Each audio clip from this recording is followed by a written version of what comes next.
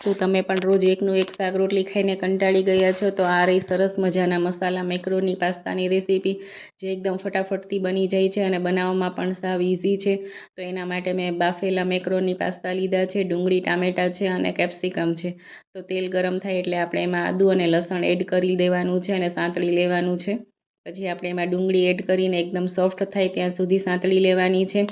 ડુંગળી સોફ્ટ થાય પછી આપણે એમાં ટામેટાં એડ કરી દેવાના છે અને ટામેટાં બરાબર મિક્સ કરી આપણે એમાં કેપ્સિકમ એડ કરી દેવાના છે. કેપ્સિકમ એડ કર્યા પછી આપણે એમાં સ્વાદ મુજબ મીઠું એડ કરવાનું છે અને પછી આપણે ગ્રેવી જેવું એકરસ થાય ત્યાં સુધી કૂક થવા દેવાનું છે ને એમાં 2 ચમચી પાસ્તા સોસ એડ કરવાનો છે અને થોડી પાણી એડ કરી ગ્રેવી જેવું બનાવી લેવાનું છે. પછી એમાં બાફેલા મેક્રોની પાસ્તા એડ કરી દેવાના છે અને એકદમ બરાબર મિક્સ કરી દેવાનું છે. તો તમે જોઈ શકો છો તૈયાર છે આપણા મસાલા મેક્રોની પાસ્તા, જે એકદમ ફટાફટથી બની જાય છે અને બનાવવામાં પણ સાવ ઇઝી છે.